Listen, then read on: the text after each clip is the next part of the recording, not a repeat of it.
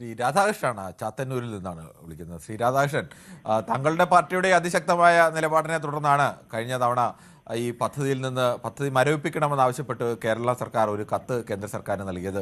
പക്ഷേ പദ്ധതി അപ്പോഴും അവിടെ നിൽക്കുന്നു എന്നുള്ള യാഥാർത്ഥ്യം കൂടിയുണ്ട്. അന്ന് ഇതിനെ പദ്ധതിയെ തന്നെ എതിർത്തവരാണ് മുസ്ലിം ലീഗുകാർ. കോൺഗ്രസ് അപ്പോഴും പദ്ധതിയെ അവരുടെ സർക്കാരുകളൊക്കെ നടപ്പാക്കുന്നുണ്ട്. ഈ പദ്ധതി രഹസ്യമായി ഒപ്പിട്ട രീതിയെയാണ് അത് Congress B J P CPM deal എന്നൊക്കെ ആരോപിച്ചത്. ഇപ്പോൾ വീണ്ടും ആ പദ്ധതിയുമായി തന്നെ ഈ സർക്കാർ മുന്നോട്ട് പോകുന്നു എന്നുള്ള സൂചനയാണ് പുറത്തു വരുന്നത്. താങ്കൾക്ക് എന്താണ് പറയാനുള്ളത്? കഴിഞ്ഞ സർക്കാരിന്റെ അന്ത്യ നാളുകളിൽ നമ്മുടെ PM ശ്രീ വിഷയം വന്ന സമയത്ത് ശ്രീ ബിനോയ് വിശ്വം എടുത്ത നിലപാടും CPI എടുത്ത നിലപാടും അതോട് അനുബന്ധിച്ച് അന്നും ഈ രേഖയിൽ ഒപ്പിട്ടോ എന്നുള്ള കാര്യത്തിലുള്ളൊരു സംശയം അന്നും ഞങ്ങൾക്കുണ്ടായിരുന്നു. ഞങ്ങൾ ഇടതുപക്ഷമായിരുന്നെങ്കിലും സ്വന്തം പിതാവാണെങ്കിൽ ഒരു കമ്മ്യൂണിസ്റ്റുകാരൻ അങ്ങനെ ആയിരിക്കണമെന്നാണ്. പിതാവ് തെറ്റ് ചെയ്താലും ന്യായീകരിക്കാൻ പാടില്ല, എന്നാലേ കമ്മ്യൂണിസ്റ്റ് പാർട്ടി ആവൂ എന്ന് വിശ്വസിക്കുന്നവരാണ് ഞങ്ങളൊക്കെ.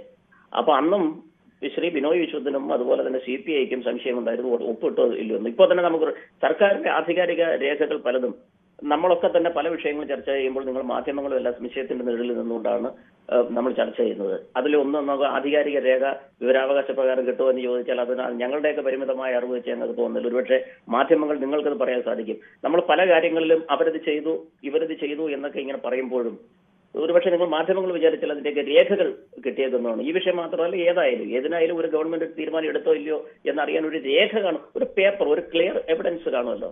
അപ്പൊ അത് പുറത്തു കൊണ്ടുവന്നാലൊക്കെ ഇതിനെ കുറിച്ച് സംസാരിക്കുന്നത് അതൊക്കെ വിവരാവകാശ പ്രകാരമാണ് കിട്ടുമോ എന്തോ എനിക്ക് തോന്നുന്നില്ല. അതൊക്കെ ഭരണപരമായ എന്തായാലും കഴിഞ്ഞ സർക്കാർ എന്റെ സെക്രട്ടറി അത് ഒപ്പിട്ടിരുന്നു.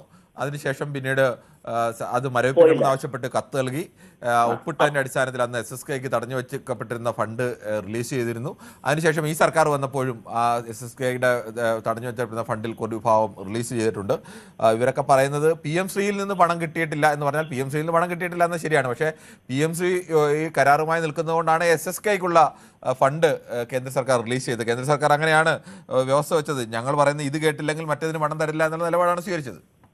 ഓക്കെ, അത് തന്നെ ഞാൻ പറഞ്ഞു വന്നത്. നമ്മളിപ്പോൾ ഞാനൊരു ഇടതുപക്ഷക്കാരന് സത്യം പറയാതിരിക്കാൻ കഴിയില്ല.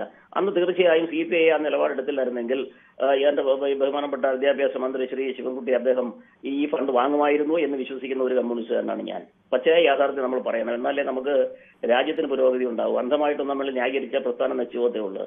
തിരുത്തേണ്ട ഭാഗത്ത് ആരായാലും തിരുത്തണം.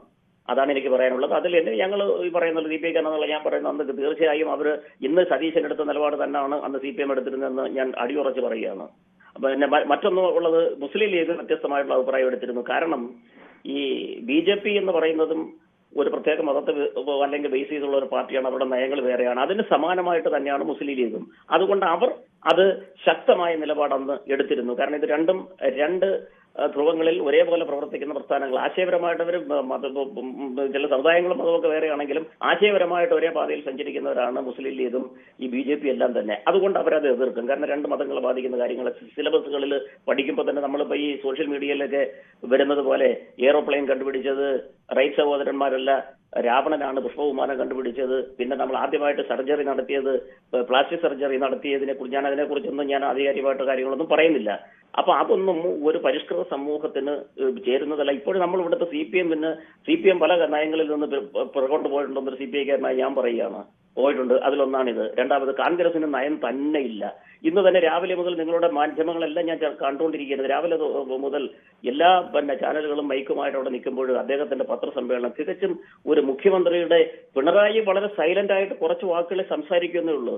തൊട്ട് മുന്നിലിരിക്കുന്ന മാധ്യമങ്ങളെ ഇകഴ്ത്തി കാണിക്കുന്ന രീതിയിൽ ഒരു പ്രവർത്തനം ഇതുവരെ അങ്ങനെ ഈ കടക്ക് പുറത്തു നിന്നൊക്കെ ഒരു ചില എടുത്തു വെച്ച 10 കൊല്ലത്തിനാണെങ്കിൽ വീട് പറയുന്നതല്ലാതെ ഇന്ന് രാവിലെ മുതൽ ബഹുമാനപ്പെട്ട മുഖ്യമന്ത്രി VD സതീശൻ നിങ്ങളെ ഭിന്നിപ്പിച്ച് ഭരിക്കുന്ന ഒരു തര വർത്തമാനമാണ് ഞാൻ കേട്ടത്. നിങ്ങൾ 2 ചാനലുകാർക്ക് ഉള്ളല്ലോ കുഴപ്പം, ഈ വേറെ ചാനലുകാർക്ക് കുഴപ്പമില്ലല്ലെന്ന് പറയുമ്പോൾ അതിൽ നിന്ന് ഈ ചാനലുകാരെ തമ്മിൽ കുറച്ചുപേര് നല്ലതാണ്, കുറച്ചുപേര് മോശമാണെന്ന് കാണിച്ചുകൊണ്ട് നിങ്ങൾ ചാനലുകളെ തന്നെ തകർത്തുകൊണ്ട്, മീഡിയ ആണല്ലോ ഇപ്പൊ നമ്മൾ സമൂഹത്തെ വൃത്തിയാക്കുന്നത്. ഏത് പാർട്ടി ആയാലും സമൂഹത്തെയും നേർവഴിക്ക് നയിക്കുന്ന പ്രധാന ഒരു ഉപാധി ഇപ്പൊ മീഡിയ എന്ന് വിശ്വസിക്കുന്ന ഒരു കൂട്ടത്തിലാണ് ഞാൻ മുമ്പ് താങ്കളോട് പറഞ്ഞിട്ടുണ്ട്. രാഷ്ട്രീയ പാർട്ടികൾ പോലും വഴിപാട് സമരങ്ങളാണ് നടക്കുന്നത്. ഇൻക്ലാബ് സിന്ദാബാദ്, അക്കളി തിക്കളി സൂക്ഷിച്ചോ, അവിടെ സമരം തീർന്നു. ശ്രീ ശശികുമാറാണ് എറണാകുളത്ത് നിന്നും.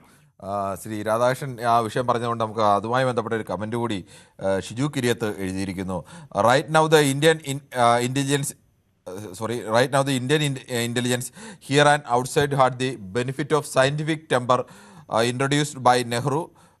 Don't encourage to ക്ഷമിക്കണം അത് ചാടിപ്പോയാണ് ആ don't encourage too much myth in education system which will spoil the brain എന്ന് പറയുന്നു. അത് സയൻറ്റിഫിക് ടെമ്പർ പ്രോത്സാഹിപ്പിച്ചത് കൊണ്ടാണ് ഇന്ത്യക്ക് ഇന്ന് ലോകത്തിന് മുന്നിൽ അഭിമാനമായി നിൽക്കാൻ കഴിയുന്നത്. ഈ മിത്തുകളെയൊക്കെ പ്രോത്സാഹിപ്പിക്കുന്ന രീതി അത് നമ്മുടെ തലച്ചോറിനെ തന്നെ ഇല്ലാതാക്കി പോകാം എന്ന് ചൂണ്ടിക്കാണിക്കുന്നു. ഈ പാഠ്യപദ്ധതിയെ സംബന്ധിച്ച് ശക്തമായ വിമർശനങ്ങൾ സമൂഹത്തിൻ്റെ വിവിധ ഭാഗങ്ങളിൽ നിന്നുണ്ട് എന്നുള്ളതിൻ്റെ ഒരു സൂചന കൂടിയാണ് ഇത് നൽകിയിരിക്കുന്നത്.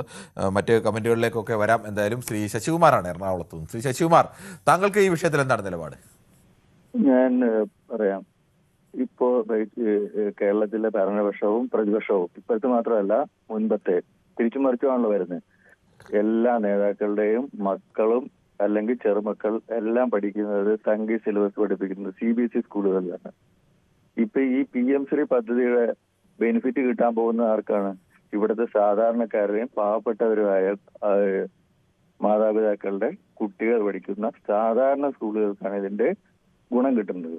അപ്പൊ ഈ PM ശ്രീ എന്തോ അവരുടെ അജണ്ട നടപ്പാക്കാനാണ് ഇത് എതിർക്കുന്നതെന്ന് പറയുന്ന ഇതേ നേതാക്കന്മാരുടെ മക്കളെല്ലാം മക്കളുടെ കുട്ടികളെല്ലാം പഠിക്കുന്നത് CBSE സ്കൂളുകളിലാണ്. നിങ്ങൾക്ക് എല്ലാം അറിയാവുന്നതാണ്. ഇവിടുത്തെ മന്ത്രിമാര് അവരുടെ കൊച്ചുമക്കളെയൊക്കെ കയ്യെ പിടിച്ചുകൊണ്ട് പോകുന്ന സ്കൂളുകളെല്ലാം നിങ്ങൾ കണ്ടതാണ്.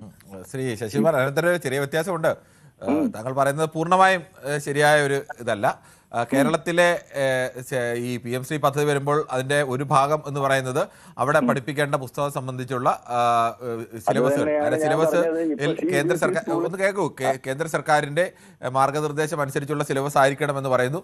കേന്ദ്ര സർക്കാരിൻ്റെ മാർഗനിർദ്ദേശം അനുസരിച്ച് പല സ്ഥലങ്ങളിലും ഉണ്ടാകുന്ന സിലബസുകളൊക്കെ നമ്മൾ നേരത്തെ ഒരു പ്രേക്ഷകൻ ചൂണ്ടിക്കാണിച്ചതുപോലെ അത് സയന്റിഫിക് ടെമ്പറിന് പകരം മിത്തുകളെയും ഇന്ത്യയുടെ ഐതിഹ്യങ്ങളെയും ഒക്കെ പ്രോത്സാഹിപ്പിക്കുന്ന തരത്തിലുള്ള തെറ്റായ ചില പാഠ്യഭാഗങ്ങൾ ഉൾപ്പെടുത്തുന്നു. ഗൗരവമായി ഈ വിദ്യാഭ്യാസത്തെ ശാസ്ത്രീയമായിട്ടൊക്കെ കാണുന്ന ആളുകളൊക്കെ ഉന്നയിക്കുന്നു. സിലബസ് ആണ് പഠിപ്പിക്കുന്നത്. CBSE സ്കൂളുകളിൽ ഏത് സിലബസ് ആണ് പഠിപ്പിക്കുന്നത്? കേന്ദ്ര സർക്കാരിന്റെ സിലബസ് ആണോ? താങ്കൾ പറഞ്ഞോളൂ. CBSE സ്കൂളുകളിൽ പഠിപ്പിക്കുന്നത് കേന്ദ്ര സർക്കാരിന്റെ സിലബസ് അല്ലേ? ഞാൻ ശ്രീ ശശികുമാർ, വ്യക്തമായി ഞാൻ വളരെ താങ്കൾക്കും എനിക്ക് പറഞ്ഞുകൂടായിട്ടല്ല, ഞാൻ പറഞ്ഞത് ബോധ്യപ്പെടാനായിട്ടുമല്ല. ഇനി അതിന്റെ കൂടുതൽ രാഷ്ട്രീയത്തിലേക്ക് പോകണ്ട എന്നുള്ളതുകൊണ്ടാണ് അത് ഒഴിവാക്കുന്നത്. താങ്കൾ പറഞ്ഞു. ഇത് സത്യാവസ്ഥയാണ്. നിങ്ങൾക്ക് എല്ലാം അറിയാവുന്നതാണ്, ജനങ്ങൾക്കും അറിയാം. എല്ലാവരും കണ്ണടച്ച്. ശ്രീ ശശികുമാർ, ജനത്തിനുമൊക്കെ അറിയാം കേന്ദ്ര സർക്കാർ വിദ്യാഭ്യാസ മേഖലയിൽ നടപ്പാക്കുന്ന ചില പാഠ്യപദ്ധതി പരിഷ്കരണത്തോട് ഇന്ത്യയിലെ ശാസ്ത്ര സമൂഹത്തിന്റെ ഒക്കെ എതിർപ്പും ഒക്കെ ഒരു യാഥാർത്ഥ്യമാണ്. നമുക്ക് എന്തായാലും തൽക്കാലം നമ്മുടെ ചർച്ച അതല്ലാത്തതുകൊണ്ട് അതിലേക്ക് പോകുന്നില്ല എന്ന് മാത്രമേ. ഞാൻ സമ്മതിച്ചു. ഞാൻ പറയുന്നത് ഈ സിലബസ് അല്ലേ CBSE സ്കൂളുകളിൽ പഠിപ്പിക്കുന്നത്? ആ സിലബസ് അങ്ങനെ ഒരു പഠന രീതിയിലേക്ക് എന്തായാലും CBSE സ്കൂളുകൾ ഇപ്പോൾ തൽക്കാലം മാറിയിട്ടില്ല.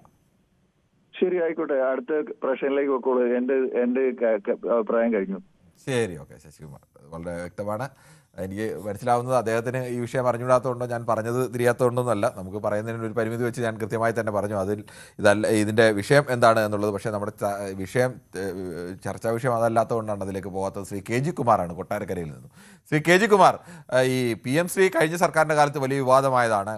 അന്ന് ലീഗൊക്കെ പരസ്യമായി തന്നെ ഇതിനെതിരെ നിലപാട് സ്വീകരിച്ചതാണ്. അന്ന് CPM BJP ഡീൽ എന്നൊക്കെ പറഞ്ഞാണ്. പക്ഷേ ഇപ്പോൾ വീണ്ടും ആ പദ്ധതിയുമായി മുന്നോട്ട് പോകുന്ന ഒരു നിലയിലേക്കാണ് കാര്യങ്ങൾ പോകുന്നത്. മെനഞ്ഞാന്ന് വിദ്യാഭ്യാസ മന്ത്രി ഷംസുദ്ദീന്റെ സംസാരവും അദ്ദേഹത്തിന്റെ ശരീരഭാഷയും ഒക്കെ കണ്ടിട്ട് PM ശ്രീ നടപ്പാക്കുന്നതിൽ എതിർപ്പില്ല എന്നുള്ള ഒരു രീതിയിലാണ്. ഇന്ന് പുറത്തു വരുന്ന വാർത്തകൾ ഏതാണ്ട് PM ശ്രീ നടപ്പാക്കാൻ മടിയില്ല, അതുമായിട്ട് മുന്നോട്ട് പോകും എന്നുള്ള ഇതാണ്. പിന്നെ മുഖ്യമന്ത്രി പറയുന്ന ഒരു കാര്യം എന്ന് പറഞ്ഞു കഴിഞ്ഞാൽ മുൻ സർക്കാർ ഇതിൽ ഒപ്പിട്ട് അപ്പൊ ഇനി അതുകൊണ്ട് അതനുസരിച്ച് മുന്നോട്ട് പോവുക എന്നുള്ളതേ മാർഗമുള്ളൂ എന്നുള്ള രീതിയിലാണ്. അപ്പം മുൻ വിദ്യാഭ്യാസ മന്ത്രി പറയുന്നത് അന്ന് ഒപ്പിട്ടിട്ടില്ല എന്നുള്ളതാണ് അദ്ദേഹം പറയുന്നത്. ഇപ്പൊ രണ്ടു കൂട്ടരും ഒപ്പിട്ടിട്ടില്ല എന്നുള്ളതല്ല, അന്ന് ഈ പദ്ധതിയിൽ നിന്ന് നമ്മൾ ഒപ്പിട്ടത്, ആ പദ്ധതിയിൽ നമ്മൾ പിന്മാറുന്നു, അത് മരവിപ്പിക്കണമെന്ന് ആവശ്യപ്പെട്ടുകൊണ്ട് നമ്മൾ കത്ത് നൽകിയിരുന്നു, ഔദ്യോഗികമായി കത്ത് നൽകിയിരുന്നു. പക്ഷേ ഇത് ഈ 1200 അത് മരവിപ്പിച്ചിട്ടില്ല, അങ്ങനെ തീരുമാനമൊന്നും വന്നില്ല. നമ്മൾ കത്ത് നൽകി എന്നുള്ളത് മാത്രമേ ഉള്ളൂ, അവിടെ വരെ ആയുള്ളൂ. 1200 കോടി രൂപയോളം ഏറ്റവും സാധാരണ സ്കൂളിൽ സാധാരണക്കാർ പഠിക്കുന്ന ആ വിദ്യാർത്ഥികൾക്കല്ലേ കിട്ടുന്നത്. അപ്പോൾ ഇതിൽ എൻ്റെ അറിവ് ശരിയാണെങ്കിൽ ഈ സംസ്ഥാനത്തിന് ഏതെങ്കിലും മാറ്റങ്ങൾ വരുത്തണമെങ്കിൽ അതും വരുത്താം എന്നാണ് പറയപ്പെടുന്നത്. ഓരോരോ സംസ്ഥാനത്തിന്റെ ഇതനുസരിച്ച് ചില വ്യത്യാസങ്ങൾ അവർക്ക് വേണമെങ്കിൽ വരുത്താം എന്നുള്ളതാണ്. അത് ഒപ്പിടുമ്പോഴായിരിക്കും ചിലപ്പോൾ അതിന്റെ അന്തിമ കാര്യങ്ങൾ അറിയുന്നത്. എന്തായാലും ശരി തന്നെ. അവിടെയാണ് ശ്രീ കെ ജി കുമാർ ആളുകൾക്ക് ഒരു അവ്യക്തത ഉള്ളത്. ഈ പദ്ധതിയുടെ ഭാഗമായി വരുന്ന സിലബസ് കേന്ദ്ര സർക്കാരിന് ആ മട്ടിൽ രാഷ്ട്രീയമായ ചില വിവേചനാധികാരങ്ങൾ ഉപയോഗിച്ചുകൊണ്ട് ആ മട്ടിലെ സിലബസുകൾ അവിടെ എത്തിക്കുമോ എന്നുള്ള ഒരു ചെറിയ ഭയം അത് പല സംസ്ഥാനങ്ങൾക്കുമുണ്ട്. അത് തന്നെയാണ് കേരളത്തിലുമുണ്ട്. അല്ല, കോൺഗ്രസ് ഭരിക്കുന്ന മിക്ക സംസ്ഥാനങ്ങളിലും PMC പദ്ധതി നടപ്പാക്കി കഴിഞ്ഞു. അപ്പൊ ഇന്നാള് ഇങ്ങനെ പറയുന്നത് കോൺഗ്രസ് കർണാടകയിലൊക്കെ നടപ്പാക്കിയിട്ടുണ്ട്. അവരെല്ലാം ഒപ്പിട്ടെങ്കിലും നടപ്പാക്കിയിട്ടുണ്ട്. അവർ പിന്മാറിയിട്ടില്ല. ഈ ഇവരുടെ ഈ എന്തെങ്കിലും മാറ്റങ്ങൾ അതായത് സംസ്ഥാനത്തിൻ്റെതായിട്ടുള്ള എന്തെങ്കിലും ചില മാറ്റങ്ങൾ വേണമെങ്കിൽ വരുത്താം. അത് ഒപ്പിടുമ്പോൾ അന്തിമ കരാറിൽ അത് ശരിയാവും എന്നാണ് പറയപ്പെടുന്നത്. അതായത് അങ്ങനെ പറഞ്ഞു. അപ്പൊ എന്തായാലും ഈ കാശ് കിട്ടുന്നത് സാധാരണക്കാരായ വിദ്യാർത്ഥികൾക്കല്ല കിട്ടുന്നത്. അപ്പൊ അത് മേടിച്ചെടുത്ത് നടപ്പാക്കണം എന്ന് തന്നെയാണ് എൻ്റെ ഒരു അഭിപ്രായം. ശരി, താങ്കളുടെ അഭിപ്രായം വ്യക്തമാണ്.